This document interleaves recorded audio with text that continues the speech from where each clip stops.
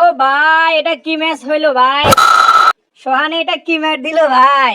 বরিশাল লঞ্চের ধাক্কা, আরো একবার ধাক্কা খেয়ে বরিশাল যেতে পারলো না তাদের লঞ্চ ঘাটে রংপুরের সাথে। সেই কি মার সোহানের! চক্কার পর চক্কা। এটা বিপিএল ইতিহাস হয়ে থেকে যাবে। 2025 বিপিএল এর ইতিহাস হয়ে থেকে যাবে ভাই।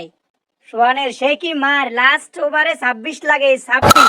হাই হাই আরে, এখান দিয়ে সোহানের সিক্স আর সাইড মারা এডিট করতেছে, ওইখান দিয়ে সাব্বিরে মার শুরু করে দিছে। কোন দিকে যাম? ঢাকার হয়ে সাব্বিরে সেই কি তুফান শুরু করে দিছে ওখান দিয়ে। এখান দিয়ে এডিট করুম না সাব্বিরের সিক্স মারা সামুয়েলে আছে এক কনফিউশনে। 2025 সালের বিপিএল এর মঞ্চে আমার মনে হয় রংপুরের এই ম্যাচটা সোনা করে লেখা থাকবে।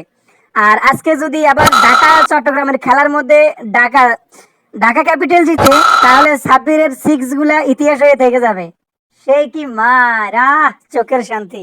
রংপুর রাইডার্স জিতার জন্য 2 বলে 6 রান লাগে, তখনও বিশ্বাস করতে পারতেছি না লঞ্চকে কি আটকানো সম্ভব। এদিকে দি লঞ্চে লঞ্চে সংঘর্ষ, দর্শন, গঙ্গর্ষ, কিন্তু লঞ্চ কি আটকানো যাবে?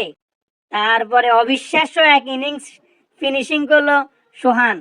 মানে সে এবার 2025 সালে বিপিএল এর ভালোই ফর্মে আছে। সর্বমোট সর্বশেষ কথা হচ্ছে এটা, যে বরিশালের সাথে যদি কলাগাছও খেলে, এরপরও আমি বরিশাল সাপোর্ট করবো না, কলাগাছে সাপোর্ট করবো। কেন কি জানেন? আচ্ছা, একটা কাহিনী আছে। সিক্স! সেই চোখ ধাঁধালো এক সিক্স! অস্থির অস্থির ভাই, অস্থির।